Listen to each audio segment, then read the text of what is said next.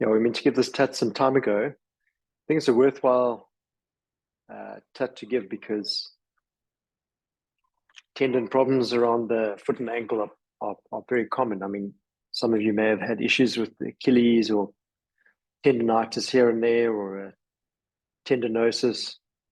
And as your patients get a bit older, into their sort of middle age, and start playing padel and playing registrar cricket, then these tendon problems start creeping in, and actually quite common. And if you're going to be a generalist or obviously a foot and ankle surgeon, you're going to see a lot of it. So, so this is what we're going to cover. It's not exhaustive, and obviously there are going to be some things that are left out.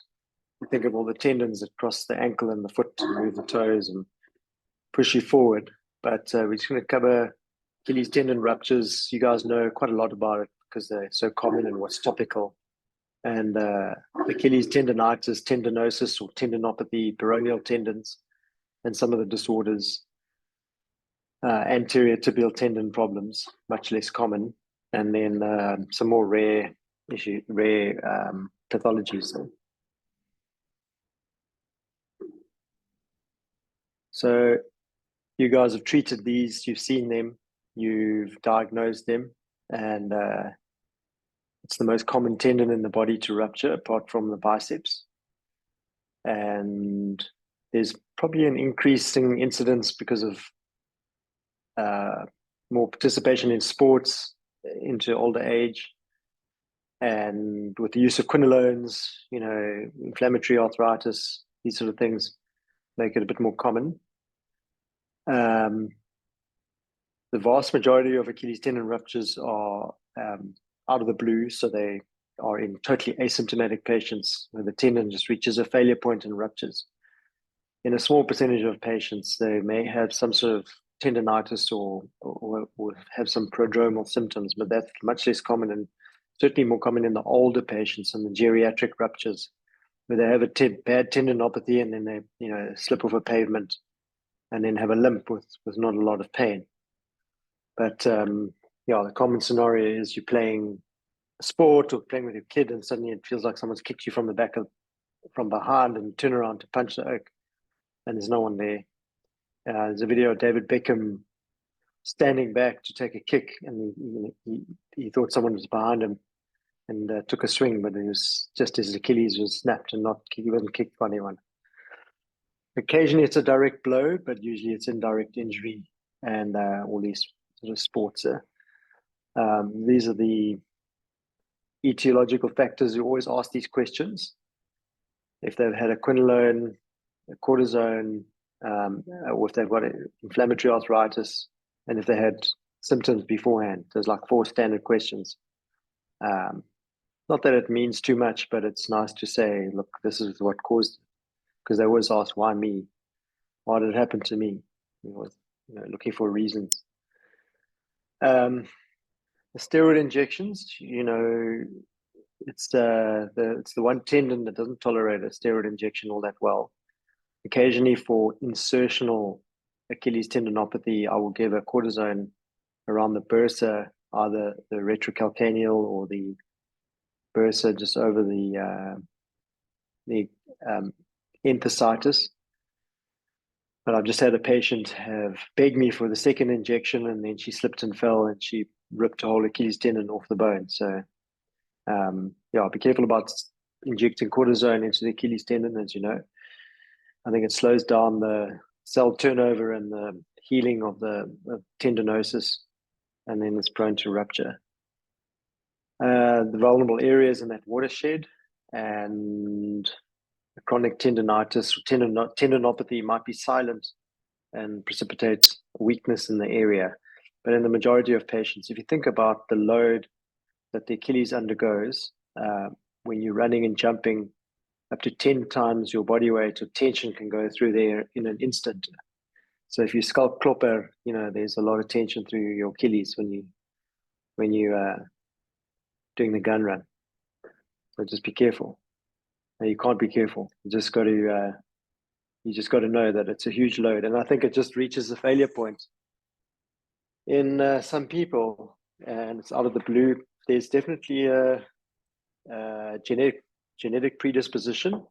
It's a number of patients who've had relatives with ruptures that I've come across, and then there's also literature to support that with genetic studies showing there's a allele or genotype that makes you more predisposed to Achilles tendon ruptures, probably a collagen defect.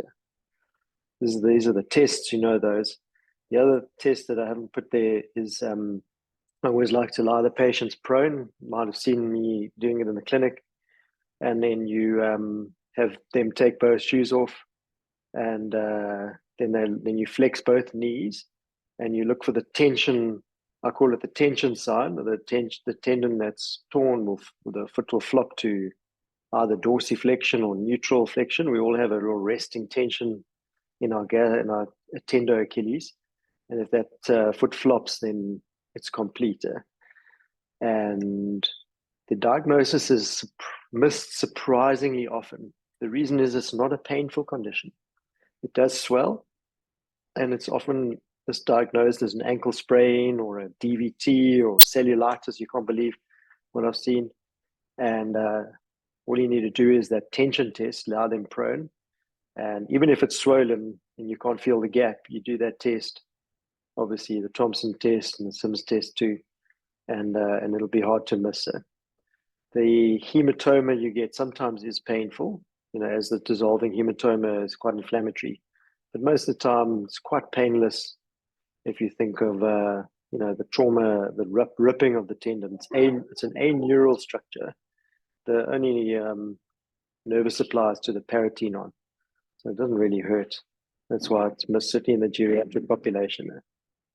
So this debate carries on and carries on and carries on, and kind of goes around in circles over the decades, whether to operate or not. Historically, the tendon was named after Greek god or Greek mythology, where if you got shot in your Achilles, the one place that's not protected by the river Typhus, then your battle days are done. So that's where you get an arrow in your Achilles, you're done. So it was attempted to be repaired, and then with the high complication rates with wound healing and that, people began to treat them non-surgically, and so the debate started roaring along.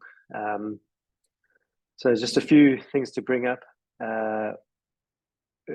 Early versus delayed rehabilitation. So just to sum up the evolution of management in the past, if you were not going to treat patients surgically, they were placed into a plaster cast and strict equinus, sometimes above knee, for long periods with significant atrophy. Obviously, the tendon ends are together, but we know from tendon biology and from a lot of biological studies in the hand tendons that tendons like to move, and they like to move early. The tenocytes, the fibroblasts, are much more active if there's early movement.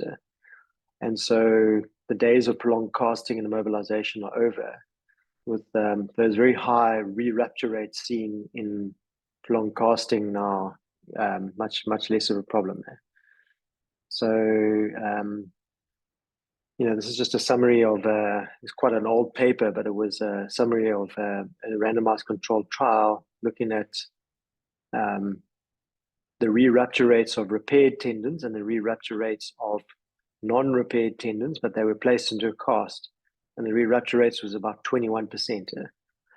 So now we go along the evolutionary sort of journey, and the re-rupture rates with functional rehabilitation, which I'll go into some detail, is around 7%, whereas the re-rupture rates with surgery, either percutaneous or minimally invasive, is around 3%.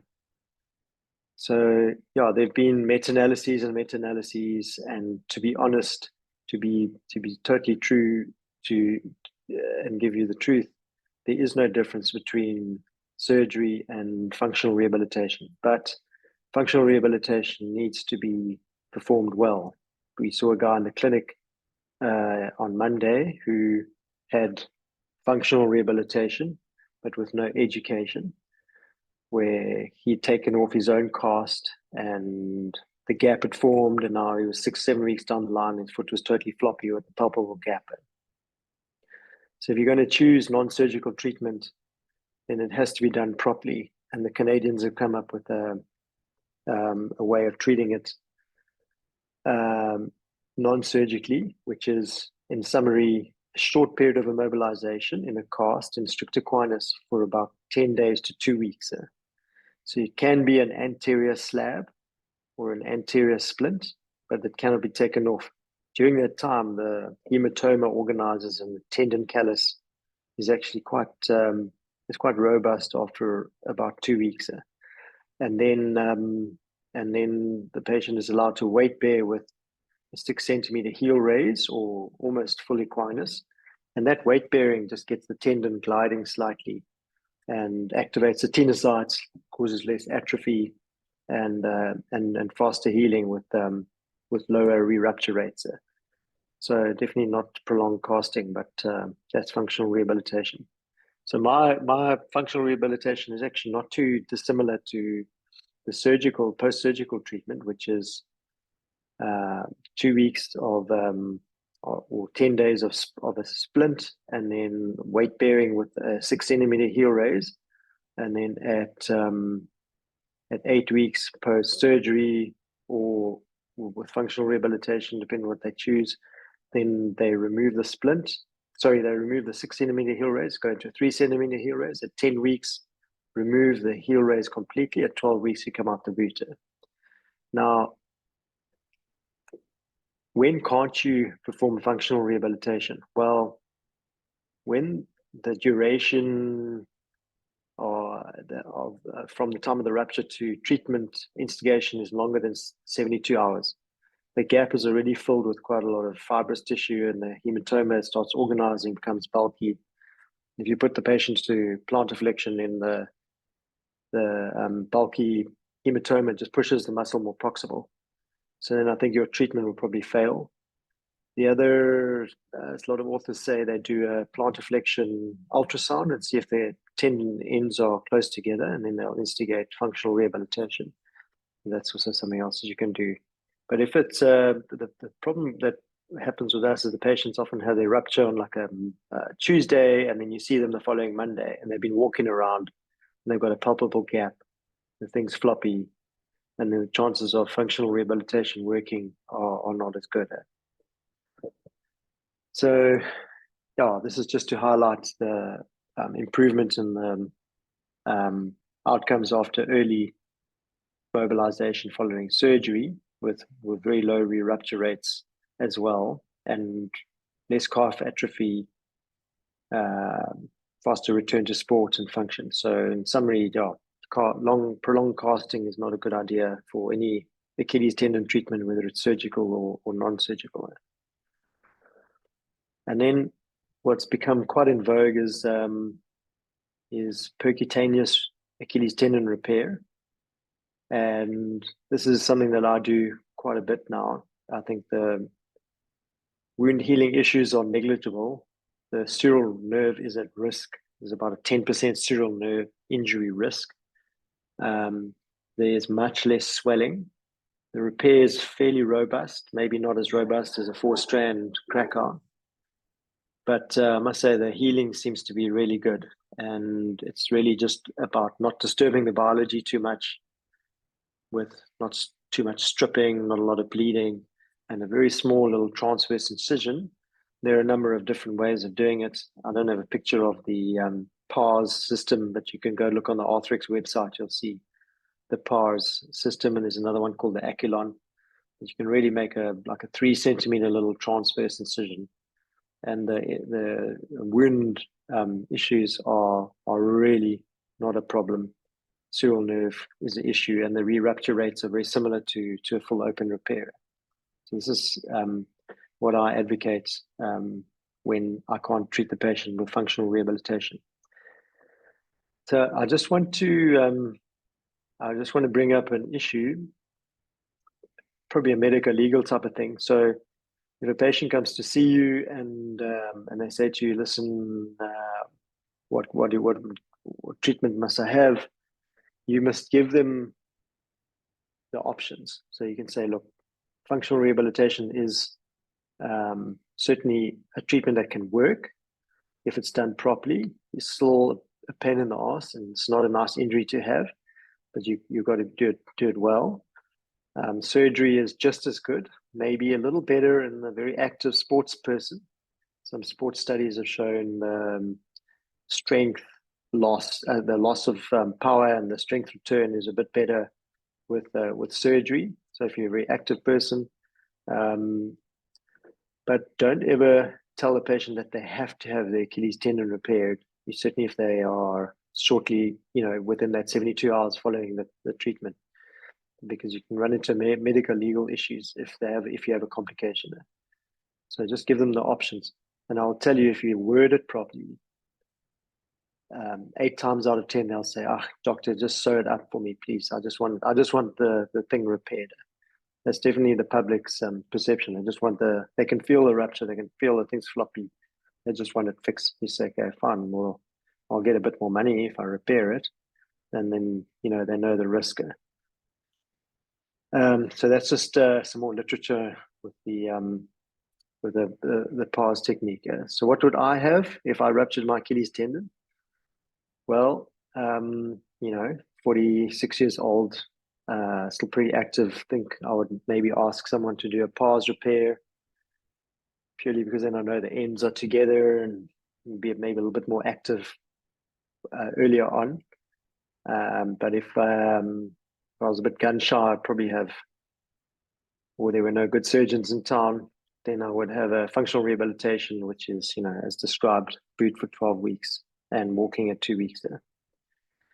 So what about the management of neglected Achilles tendon ruptures? So we see these regularly, certainly at critical care, and also you'll be surprised in the private sector too, because these sort of geriatrics, they push the car or jump out of a ski boat or something, and they feel something, and it's not that painful, it swells for a few days. And then their wife notices 3 or 4 months later that they're walking funny. They come see you, and you can really feel the tendons completely floppy. And what they complain of often is heel pain, because with heel strike, they never really get onto their forefoot when they're walking, and with the dorsiflexion or lack of tension in the Achilles, they have heel pain, and they also get calf pain and calf fatigue, of course, then weakness and limping, a bit like tech speak. So what can you do surgically? These are the options. If it's a small defect, you can repair it. If it's a large defect, often when you open up this area, the tendon callus is almost looking sort of like tendon again. So you can excise a fair amount of tendon callus until you get to relatively normal looking tendon, and then hopefully the gap's not too big, and you can primarily repair it by mobilizing the tendon properly. When the gap gets a bit bigger, then you need to do something a bit more fancy, and that's either a turn down, which is you fold down the middle, like a middle flap of the tendon to join the other side, and then a VY lengthening, which then that requires quite a big incision, because you've got to do the VY lengthening at the muscle tendon junction. So I prefer a turn down, and then with these chronic ones, I usually do an FHL tendon transfer and harvest it long. So harvest it at the IP joint and then the knot of Henry, and you can make a transverse drill hole just anterior to the Achilles, and you can also use that tendon as a bit of an interposition. So yeah, those are the options for the chronic ruptures. In the sort of more geriatric patients, you don't want to undergo, there's going to be wound issues potentially, and you're worried about that big cut, then an option is to just do an FHL tendon transfer, either mini open or endoscopically. The FHL is the second strongest muscle to cross the ankle after the tib post. It's a really nice beefy muscle, and it's right next to the Achilles. You can put it into the calcaneus with an interference screw, and it will add another 30% strength to the Achilles that's ruptured. So I've had a number of patients with bad limps, and you do an endoscopic FHL tendon transfer, and the limp really improves. I can almost get to do a single leg heel raise up to the other side with a lot of physio and training. So any other questions about Achilles tendon ruptures? In summary, there's randomized controlled trials, and meta-analyses after meta-analyses have shown that there's no difference in treatment when you compare surgery to functional rehabilitation. That's a take-home message. And then the other take-home message is that if you're going to do functional rehabilitation, it must be done properly with early weight bearing, but controlled weight bearing in equinus for the first 6 to 8 weeks. So, got to be a question on Achilles tendon ruptures. I got a question. Yeah.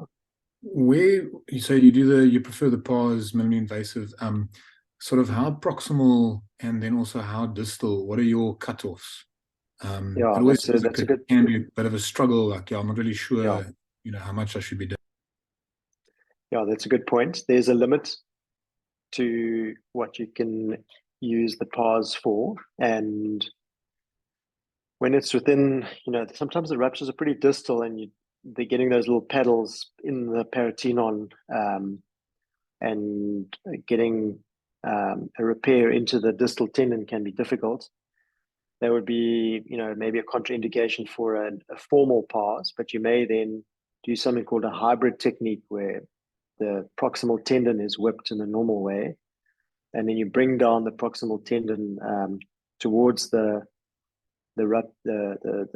stump, and then you anchor it to the calcaneus. So with 2 Suverlocks straight into the calcaneus, and you don't suture the distal end. So what you're really doing is just opposing the 2 ends. You're making an internal brace or internal splint for the tendon. Sometimes in younger, really explosive athletes, the sprinters and whatever, the tendon ruptures, and I'm sure you guys have seen it when you repair it, like a bomb's gone off inside there. Like it looks like a whole lot of Scooby-Doo or fibrils of tendon. And those cases can be a bit tricky with the pars, particularly if it's like a contused tendon over a long area, over quite an area, and you may find that you'd have to convert it to an open incision. In those ones where I'm anticipating that, then I might do a little longitudinal incision for the pars, because I have been in a situation where I did a transverse incision. I just could not get the sutures to hold the tendon proximally, and I had to do an open incision. So the guy's got like a bit of a zigzag cut on the back of his leg. Yeah, exactly. So when it's muscle tendon junction, once it's about 7 centimeters, 8 centimeters from the insertion, those, you don't need to operate on those unless they are high level sportsmen or athletes. I mean, Scudder and Tabeni, he ruptured his tendon up there, but he was a prop and he needed as much power because he's also old. And so we repaired it, but he's suturing muscle and it's a little bit difficult. You don't really get that warm fuzzy feeling, and they do well with splintered in equinus.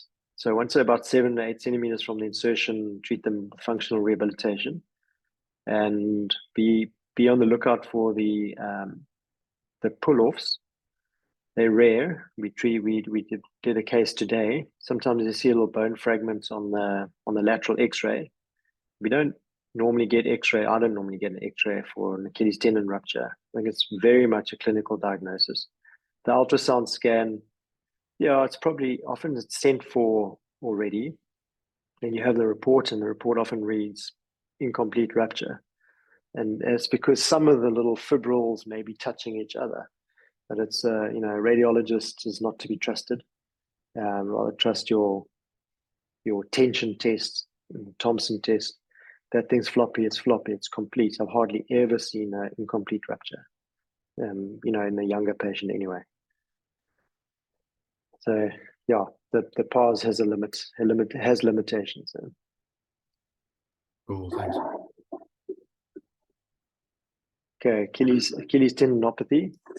So the first thing to differentiate is where the tendinopathy is. Very different entities. The one tends to get better, and the other tends not to get better, or never gets better. The one's more mechanical in nature at the insertion. The other is more biological in nature, in that it's mucoid degeneration with failure of repair, whereas at the insertion point, it's often a mechanical issue with a Haglund deformity, enthesopathy with intratendon bone. So the insertional Achilles tendinopathy is there's a failure or disruption of this entire enthesis. If you can imagine the strength of the tendon at that point. It's like a piece of kelp holding onto a rock with sometimes a ton of tension going through there in an instant in a 100-kilogram person. It's a hell of a complex part of the anatomy. And with either sometimes inflammatory conditions like angst or people who are just vulnerable to enthesopathies, or people who are overweight or diabetics, sometimes get these spurs growing into the tendon. And look, a lot of people have them, and not everyone's symptomatic, but once that spur becomes a bit loose together with a tendon that starts becoming diseased, then they can become symptomatic. The Haglund deformity is the bump above it, and that, in theory, when your ankle dorsiflexes, you can imagine that bump goes more posterior and rubs on the tendon, but like a subacromial impingement or something with a type 3 acromion, and rubs on the tendon and triggers off like inflammation and then tendinopathy. Maybe levers the tendon more posterior and causes the traction. We don't know, but and then the non-insertional Achilles tendinopathy is just a sort of thickened tendon more proximal, which is fusiform, and the underlying pathology is that mucoid degeneration, failure of repair. So the Achilles tendon is quite unique. There's no true synovial sheath, but obviously the paratenon or peritendon is a tube or conduit for the tendon. The vascular supply leads to a watershed with proximal and distal extension.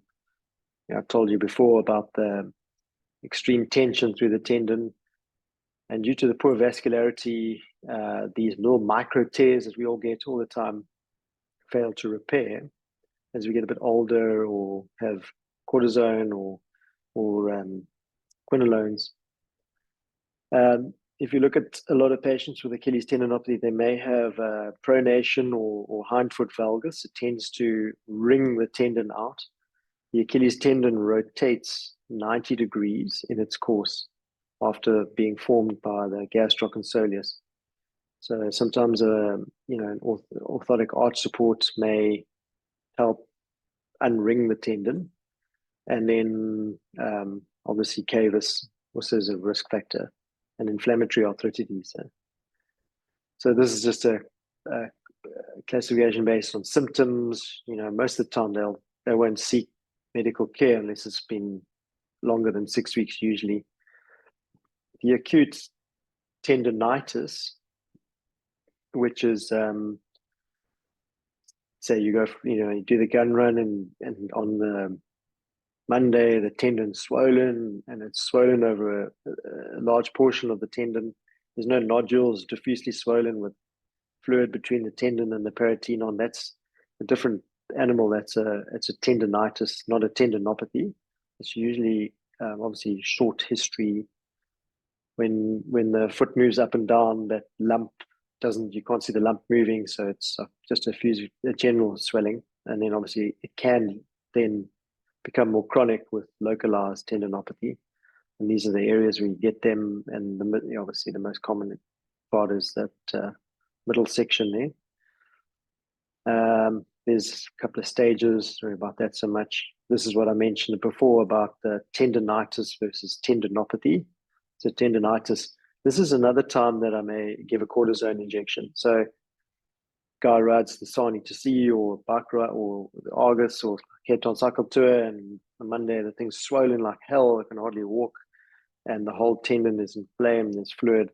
That's the time where I may give a cortisone shot, because it'll cure the patient, get a bottle of wine on your desk, or a very happy customer, and I think the rupture risk from one single cortisone in a normal tendon is very low, and it cures the tendonitis. The tendinopathy, you don't want to give a cortisone shot, but the diagnosis is when you obviously the lump moves up and down when you move the leg in. So yeah, we're going to talk a little bit about the Haglund deformity and Achilles, the insertional Achilles tendinopathy. So a lot of people have tried to prove that the shape of the calcaneus predisposes you to this and that. And there's a couple of different lines, and no one's really actually proven that any shape of calcaneus predisposes you to a Haglund, to Achilles tendinopathy at the insertion. But sometimes you get patients with a huge ski jump or a big Haglund deformity that's clearly rubbing on the tendon, and then that leads to sometimes intratendon calcification, which I showed you above. There's not a lot you can do for an insertional Achilles tendinopathy. It may respond to some shockwave therapy, but it's terribly painful over the area. The only real thing that helps is a heel raise. So it's easy for a woman. You just tell them to wear a high heel shoe, man, these things, put them in your shoes. They go to the physio, and the physio starts stretching the crap out of them, doing eccentric stretching and hanging off stairs. But if you think of the mechanics, when you dorsiflex your ankle like that, you're pushing that Haglund bump into the tendon. It makes it much worse. They don't respond to eccentric stretching as they do with insertional type. So just remember, non-insertional, don't do eccentric stretching. I'll show you what eccentric stretching is now. When the ankle dorsiflexes, it makes it worse. So the only thing that really helps for non-insertional is heel raise and maybe concentric contracture. So you're going from neutral and plantar flexing your foot down. So for non-insertional Achilles tendinopathy, there's quite a lot of evidence to suggest that eccentric stretching is actually the only treatment that we have any evidence for, based on MRI studies and clinical studies, that eccentric stretching is getting your foot to maximum dorsiflexion under load, and there's significant improvement in the MRI scan and clinically, in a couple of studies shown. So that's the mainstay of treatment for non-insertional Achilles tendinopathy. And about 80% of people will respond well. The lump will stay, and the symptoms will go away, and they'll be done. About 20% of people will fail and may need either a minimally invasive type of surgery, which I'll discuss, or something more invasive and open. So why does conservative treatment fail? Well, if symptoms are very chronic and the tendon's very thickened and diseased, if they've had quinolones, and if they have sometimes hypercholesterolemia, and also statins, which makes it a bit difficult to treat because one's treating the other, they can lead to these nodules and becomes quite difficult to treat. And then once symptoms are longer than 6 months and no improvement with eccentric stretching, then it becomes difficult to get rid of that pain.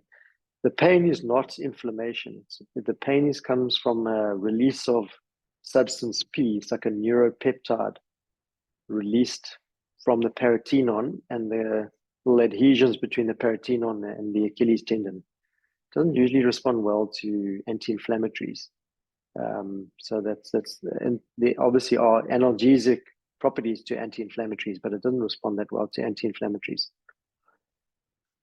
So what are the surgical treatments? Well, I'm just going to go back a little bit and discuss two non-surgical treatments. This is one case that shockwave therapy may have a role. And there's some emerging studies showing that combined shockwave with eccentric stretching, also improves the response. And then injection therapy, so not injecting cortisone, but injecting saline between the tendon and the peritoneum under ultrasound. It's called a brisement, which tries to break down some of those adhesions. And then, if you're a believer in voodoo medicine, then perhaps biologics and PRP. And even though there's no evidence to support it at this stage with a lot of randomized controlled trials, but no clinical improvement. But if you're really stuck between a rock and a hard place, maybe try biologics. And then the surgical treatments range from minimally invasive, which is one is the Mafuli technique, which is just multiple little tenotomies or little longitudinal stabs in the tendon, to tendon stripping, which is I've done a few times, which has really been quite satisfying, where you pass a number 2 nylon anterior to the tendon and posterior to the tendon with 4 tiny little incisions, just passing the suture, the thick nylon between the holes, and then moving it anterior and posterior, and then tendonoscopy and debridement, which is really, I think, just denervating the area, which is the same as tendon stripping. It's not treating the tendinopathy, but it's just denervating the area. And then obviously the open techniques, which is a central debridement. And if you debride a lot of the tendon, 50% or whatever, it's worthwhile adding the FHL tendon transfer. So that's quite an uncommon surgery. I do a lot of insertional Achilles tendon surgery because it never gets better, and very few non-insertional Achilles tendon surgeries because they get better 80 to 90% of the time. So yeah, just some more studies showing pretty good results from that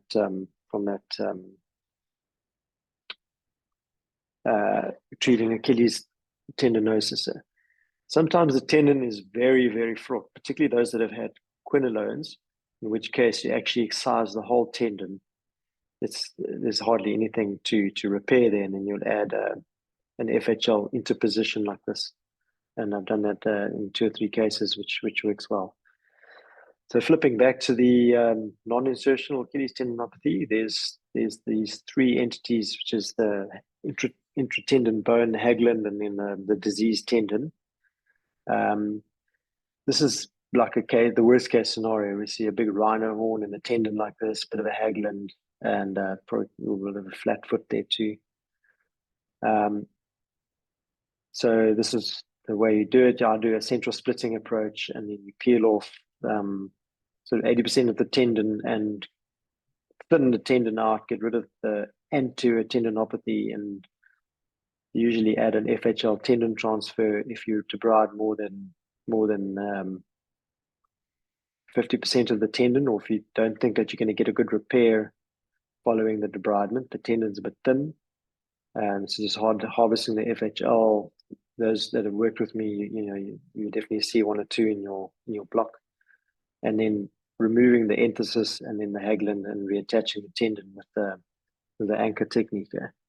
And so then this is another situation where you may choose to do a much less invasive treatment. So this is a patient who has a fair Haglund, has maybe a tiny tuft of bone in the tendon, but quite a normal looking tendon on MRI with some local bone edema. And you can see clearly there's like a bursitis.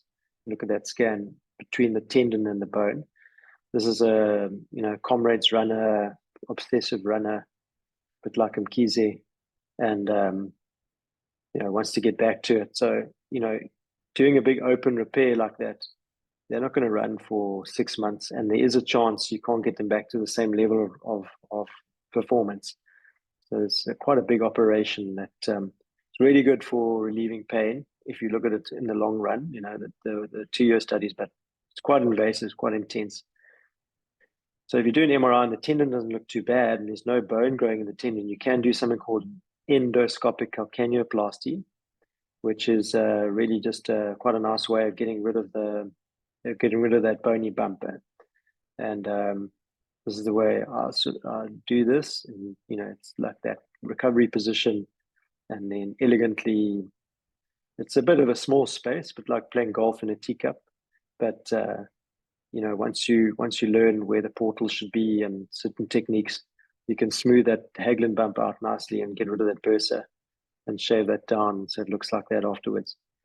So, but you would only do that when the tendon doesn't look too bad on the MRI. Any other questions about Achilles tendinopathy? You guys still there watching TV? Oh, we're here. We're here, Yeah. Prof. So I mentioned your name just to wake you up, Mkhize. Prof, sorry, I got a question. That's Peter. Yeah. Peter? Just regards, I mean, we spoke about the calcaneal plasty. Is there a role for that SADC? I know often that's quite common, but I know it takes away that irritation of the insertional sometimes by doing that osteotomy. But is there a role for that at all? Yeah, it's not something that, I've done a lot of. I did one and it didn't really work. In my mind, the pain is usually coming from either that enthesis, which if you look closely, sometimes there's a small mobile piece that I think is causing the pain. It's almost like a fracture that's not healing. And the other is obviously that very diseased tendon and the bursitis. So now the ZADC osteotomy is, if we go back here, if we look at this case, or just look at any calcaneus. I don't know if I run my mouse, can you see my mouse on the screen there?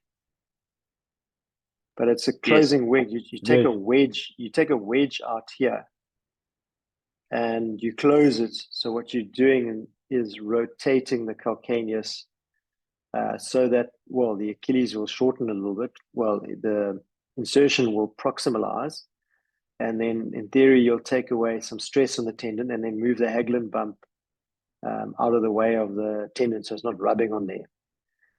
And I think that is certainly maybe a worthwhile worthwhile treatment when the condition is not too bad and the enthesis isn't very diseased.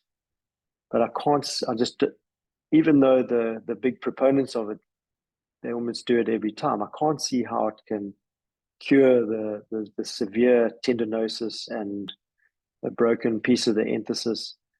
As I said, I've tried it, and I saw the lady a year later, and it was exactly the same. Maybe I didn't do it properly or something, but yeah, thanks for bringing that up. I actually included it in this talk because I'm a bit biased. But that is it's an indirect way of maybe treating it, and perhaps I think everyone tries to look for a way of doing things better. This is detaching the tendon is pretty invasive, and patients take a long time to recover. So I think, obviously people are looking for a way of doing it a bit quick, getting a recovery down to a shorter time and with less risk. But yeah, the endoscopic calcaneoplasty, if the tendon is not bad, they walk in it immediately. It's like a bruised heel for 2 or 3 weeks, and I've had them, they get back to running about 6 weeks later. So peroneal tendons, they can cause a whole lot of trouble. They can tear, they can dislocate, they can sublux, they can become diseased with tendinopathy. You can get something called a POPS lesion, or painful os peroneum. I'm sure some of you are hearing that word for the first time ever. You can get a prominent tubercle. You can get accessory muscles, cause pain, cause crowding. So when you diagnose someone with pain in the peroneal tendon region, which can be supramalleolar or perimalleolar or distal along the lateral border of the foot, you must look for 3 causative etiologies. One would be ankle instability, alignment problems, so cava varus. Sometimes it's subtle, sometimes not so subtle. If you look at a lot of patients with long-standing cavus, just the subtle ones, not neurological guys, they all have stretched out peronei with some tendinopathy, sometimes not symptomatic, but you look at those 78-year-olds with a varus heel. You may have a shallow groove or subluxing peroneals, which can cause obviously tears and tendinopathy. And if the pain is a bit more distal, it's quite common. You find someone with very localized pain, you get a large peroneal tubercle, which is a little ridge of bone that separates longus and brevis, which causes similar to a de Quervain's, like a tenovaginitis or stenosis. So peroneus longus it's quite an interesting tendon, how it goes right under the foot and along a groove in the cuboid, and plantar flex is the first ray. It's a very important tendon to stabilize the arch of your foot. And it's an antagonist to the anterior tibial tendon. And plantar flexor is the first ray, but it's a weak ankle plantar flexor. Around the peroneal tubercle, around the cuboid, there's often a little sesamoid bone, which is fibrocartilaginous, but can be osseous in a lot of people. If you look at X-rays, you can see it in a number of patients. There's a little bony thing there just lateral to the cuboid, or you may not have seen it before, but you look out for it now. And that thing can cause trouble. But that's a common place for peroneus longus to either give pain or have tendinopathy. There's just not a good blood flow around the cuboid. So,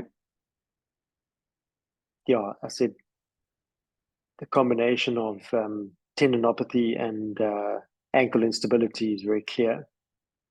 The history of chronic lateral ankle instability, always check for peroneal tendon disease. And when you see peroneal tendon disease, always check for ankle instability.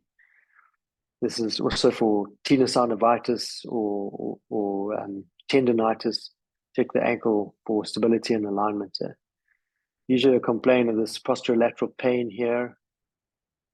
If it's just an acute flare-up after running a marathon or something, then it's just a tendonitis. Usually responds pretty well. It's your cortisone injection. It tolerates it well. It doesn't usually lead to rupture.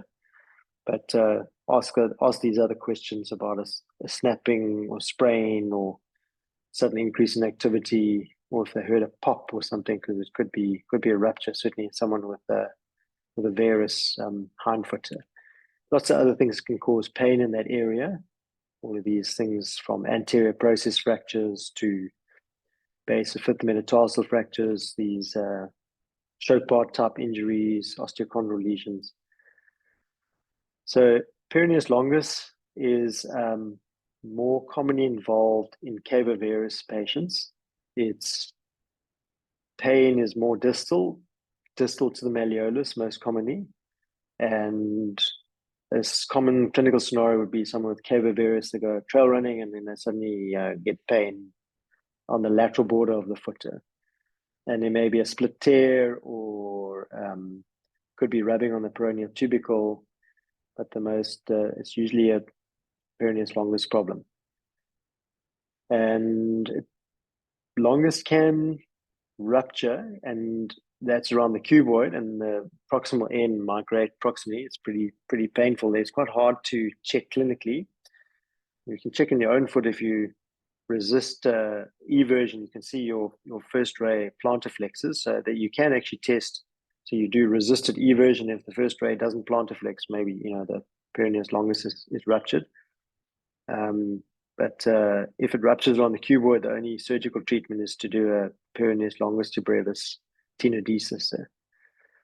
The ospironium can also fracture. The ospironium can rub on the cuboid and develop arthritis. You can get a stress fracture in the ospironium.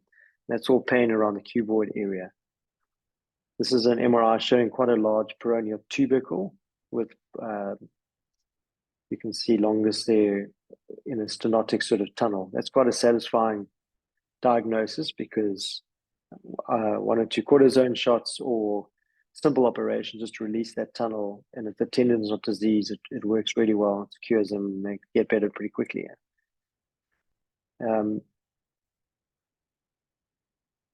So the ospironium has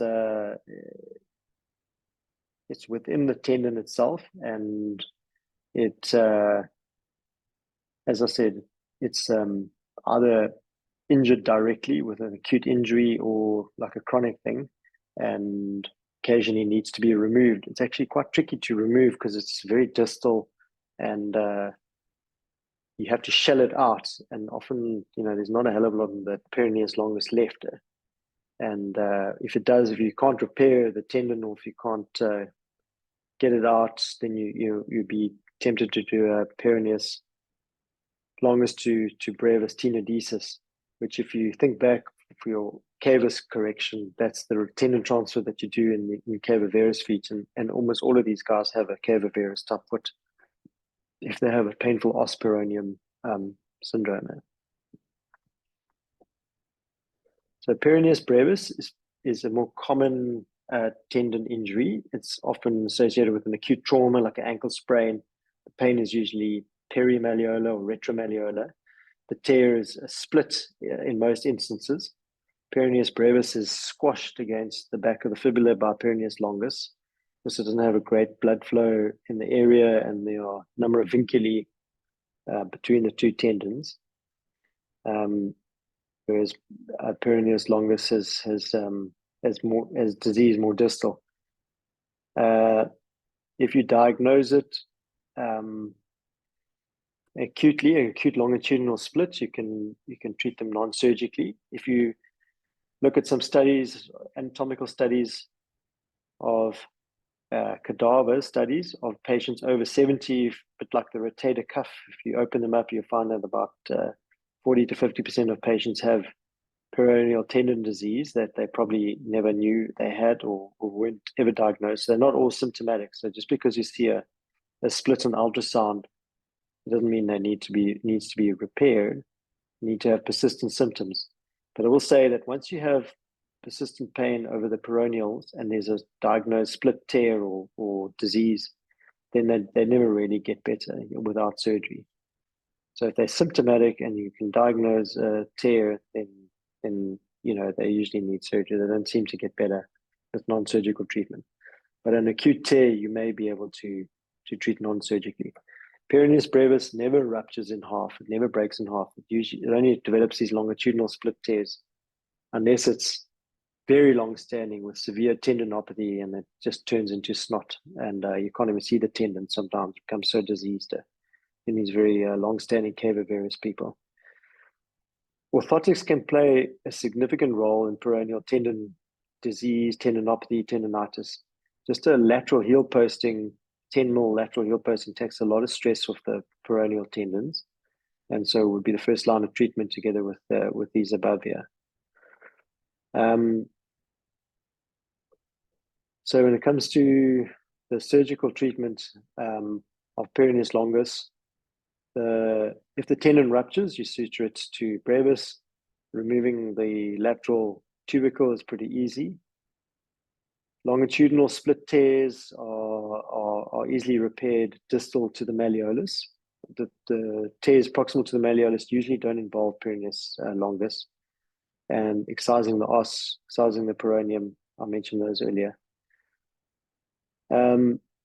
So peroneus brevis is a bit more vulnerable with the compression of longus, and also it's the primary everter of your foot. So there's a lot more tension through peroneus brevis. There's actually also more of an important tendon in certainly in ankle instability or in hindfoot varus type people. And it's held in place by this superior peroneal retinaculum with a couple of different varieties. So the mechanism of injury is usually acute inversion injury. Sometimes the tendon subluxes over the side of the fibula and tears the retinaculum. Some people have a shallow groove, and the alignment problems are common with longus and brevis issues there. This is what it looks like usually. This weird little split tear that looks innocuous but can be so bloody painful and never get better.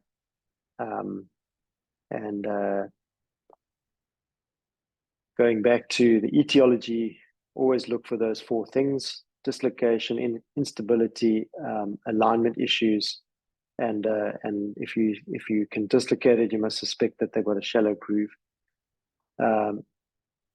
So the diagnosis can be tricky. Obviously, clinically, it may be sore over the tendons, but a lot of things can be sore there. If you tear your CFL, it's right next to the peroneal tendons. If you have a stress fracture, it can be sore there, a couple of things, all those other pathologies mentioned earlier. You can do an MRI scan. When the tendons go underneath the fibula like that, there's what we call a magic angle effect. So sometimes the disease can be overemphasized and maybe there's not a tear, but it looks like there's a tear because of this the tendon's forming such an angle. There's what's called a magic angle effect. Ultrasound, if you can think with longus sitting right on top of brevis like that, it's quite tricky to visualize peroneus brevis, and you can miss tears.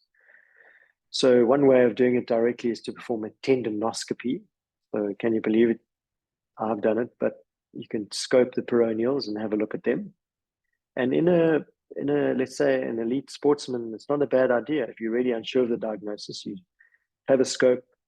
There's a tear, okay, cool. Then we open it up, repair it, and then you're out for 12 weeks. Or do a scope. There's no tear.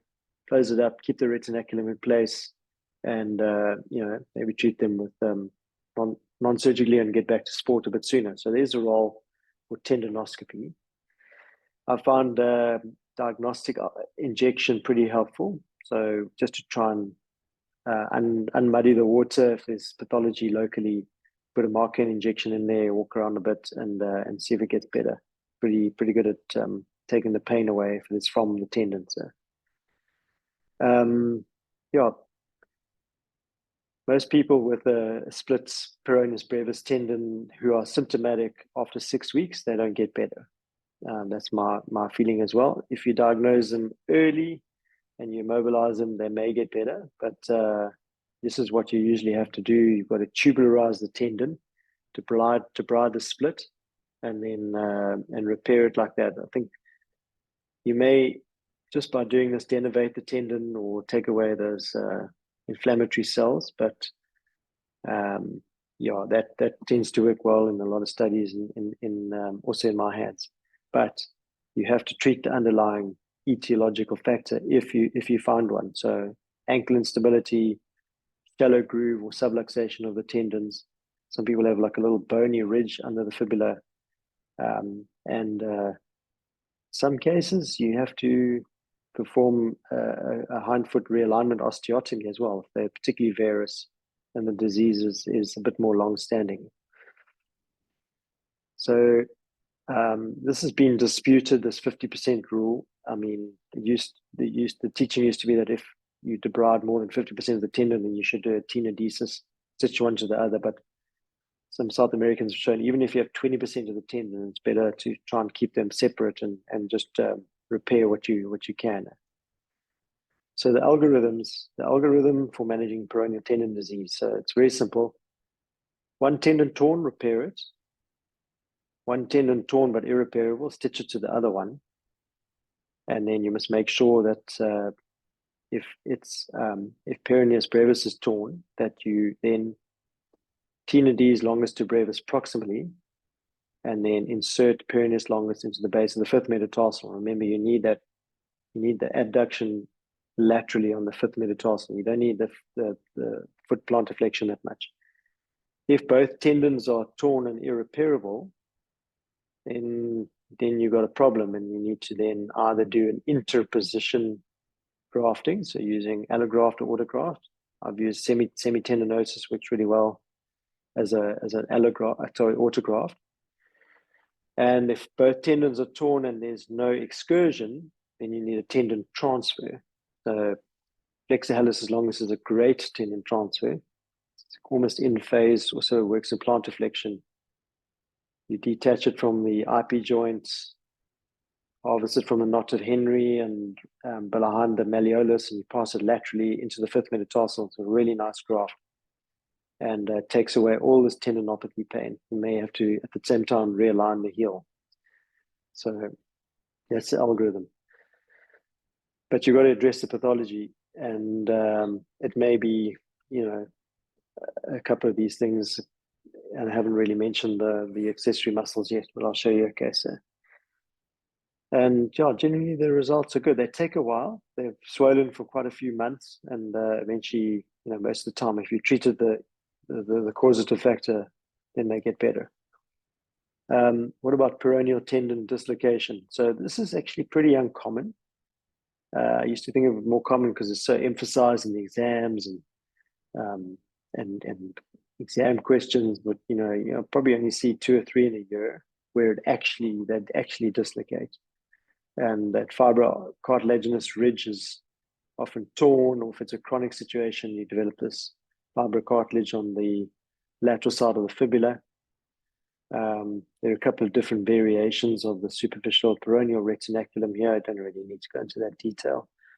But everyone has a different shaped groove, some very shallow, some actually convex, should be concave or flat. And then this little labrum here that holds it in place is vulnerable in obviously a shallow groove.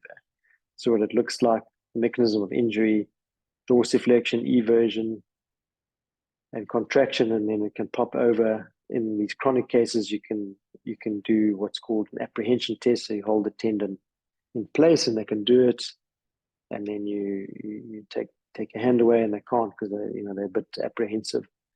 There's even a classification for the different types, based on the bony piece, bony avulsion, and Eckert classification. Not that relevant.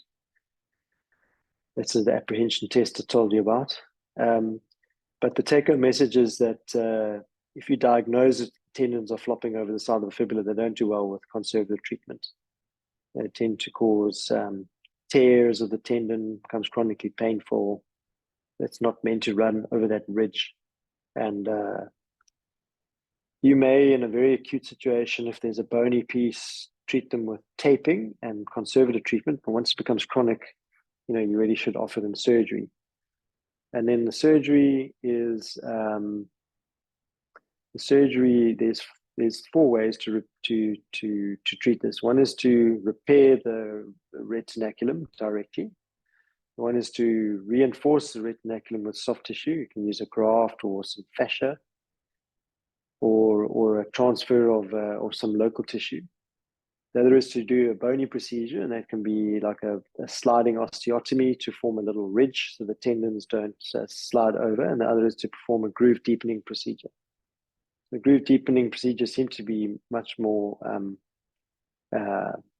common, and that's what I do because it's quite simple to do. I don't quite do it like this with a burr, but I've got another way. So just remember, you can repair, you can augment, you can do an osteotomy, you can deepen the groove. That's the knowledge you need, and all seem to work. Lots of studies that's shown all of them tend to work. But in my mind, it makes sense that the groove's a bit deeper, then the tendons make less of an acute turn around the fibula. There's less of an angle, less of an acute angle around the back of the fibula, and probably takes some tension off the tendons. And obviously, you're treating the subluxation as well. So any questions on the peroneal tendons? It's quite a mouthful, but the summary is they can, there are lots of pathologies. Things always look for a cause, and longus problems more distal, brevis problems perimalleolar, and longus can rupture completely in half, brevis rarely, and once symptomatic, generally need surgery. Tib ant rupture. This is much less common. Sorry, Prof, before you carry on, I just want to quickly ask. Sure. Just in terms of like exams and orals, I think, is that ESCA, APHIS, like international consensus, is that something people need to like quote and like know like the back of their hand and the consensus study on peroneal tendons. Yeah. Yeah, look, your examiners won't know anything about it. That's for sure, because it's going to be Solomon's or Vikey or someone who doesn't know. But you can impress them if you can quote it. No, 50 is fine. I just wanted to ask. That's all. Yeah, I mean, if I was examining you, then I would know what you're on about. But that's probably not that relevant. If you just say, okay, well, there's 4 ways of treating subluxing peroneals, as an example. Not that it's peroneal tendon disease, but let's say you're given a case, either a picture or a clinical scenario, and you can say, well, this patient definitely needs surgery. Conservative treatment tends to fail, and the tendon tends to tear, and there's 4 ways of treating the surgery. One is to repair the retinaculum, one is to augment it, One is to perform an osteotomy or a shelf, and the other is to deepen the groove. You know, that's already going to get you an A. So, yeah, I don't worry about that consensus statement. That's also a Delphi study type consensus, which isn't like a landmark article. Okay, thank you. So tib ant ruptures, you know, they're much less common, but it's usually in the elderly patient, unless it's I've had a figure skater who had bad tendinopathy and I injected her with cortisone, tendon broke in a youngster. But most of the time it's an older patient. The tendon often ruptures around the inferior retinaculum like this, and they'll suddenly have a foot drop. Other things that can cause it would be a bony spike or all these other inflammatory type things. Diabetes seems to be more etiological factor, but there's quite a little excursion in the tib ant. Even though it's quite powerful, for you to walk on your heels, it only pulls about 3 centimeters. So even if it stretches, or even I've been in situations I've repaired them and I've been quite a bit disappointed at their power down the line. I think because even if you stretch 1 centimeter, you're going to lose a third of the power in your tendon. If you look at that excursion rate, that's just an interesting factor. But in the younger patients, it's obviously an acute trauma, which that's pretty rare. It's often an overuse type injury that's had a cortisone shot. In the older patients, the diagnosis is often delayed as well, and that's where it ruptures most commonly, because there's almost that pulley effect around the inferior retinaculum here, and makes it quite difficult to repair because the anterior tibial tendon becomes fusiform, quite thinned out around the medial cuneiform. And what you may find is they start developing a bit of an equinus contracture. Here's a lump because the Achilles is unopposed. So they start getting a little bit of an equinus. You can see this case here with a lump there, and the antagonist is gone, the antagonist of the Achilles. If you think of where the tib ant inserts into the base of the first metatarsal, so they can, and it's also a supinator of your foot, so it supports the arch of your foot, but like tib post, maybe less effective. So long-standing tib ant ruptures can lead to progressive collapsing foot. So they often, if treated non-surgically, need a arch supporter.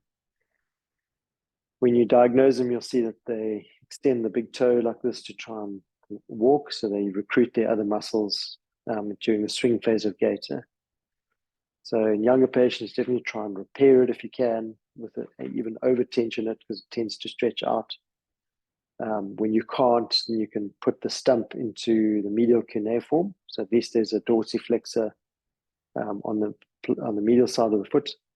And if there's quite a big gap, because it's long-standing, you can do an interposition grafting. That's what I do, using hamstring, or you can use a section of extensor hallucis longus. You use half of extensor hallucis longus. There are a couple of different techniques here.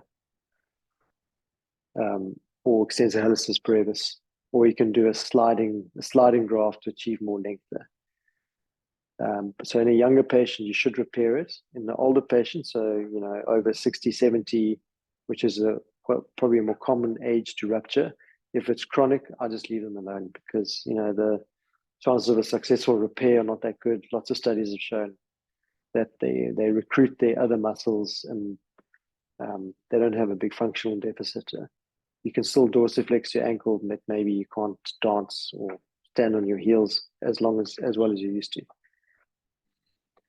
So yeah, that's rupture. And then tendinopathy. This is an interesting one. You'll if you look out for it, you'll diagnose this quite a lot more commonly than you think. So they often have pain, anteromedial pain like this, and the tendon will feel fine. Anatomically, it doesn't get thickened like the Achilles.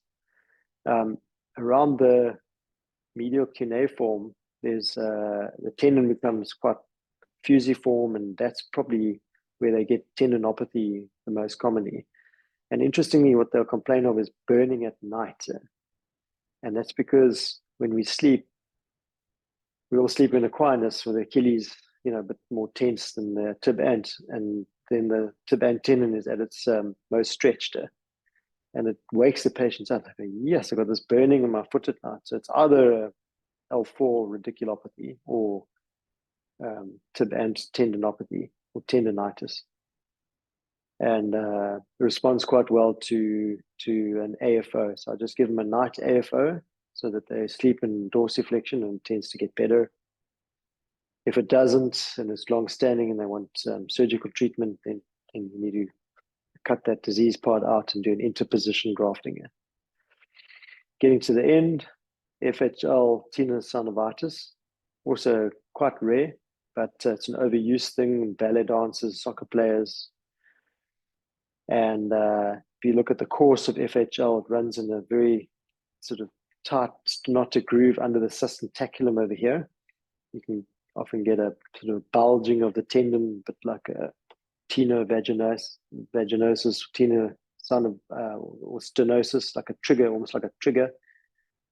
And just proximal to this fibro-osseous tunnel, they'll complain of pain just below the medial malleolus, and sometimes when they flex the big toe, you can feel the lump, or you can reproduce the pain. You can also get FHL tendonitis at the knot of Henry. That's obviously in a different area, but the area can sometimes, it can also be associated with an os trigonum as well around the posterior ankle. But that's the most common thing, is to get the stenosis tunnel. For some reason, it's just very common in thin ballet dancers. I don't know why, but and dancers, that there's a little tunnel there. See, it's very close to the os trigonum if there is one.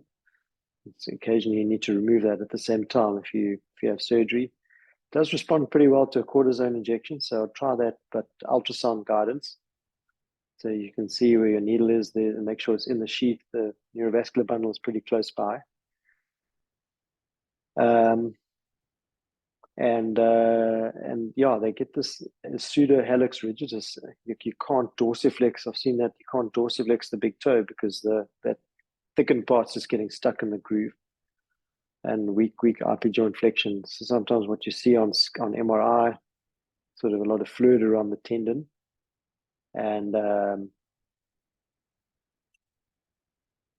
then if they don't respond to a cortisone shot, then it's quite an easy dissection. You can release it, and just bit like a de Quervain, and just release that sheath, and they tend to do pretty well, repair tears if need be. And that's it. And it's enough on tendons, even though we haven't gone on to tib post, but that's more what we include in the progressive collapsing foot deformity. But even there, we haven't talked about os trigonum and accessory navicular, sorry. But that's obviously in peds. So any other questions? I think I'm going to call it there.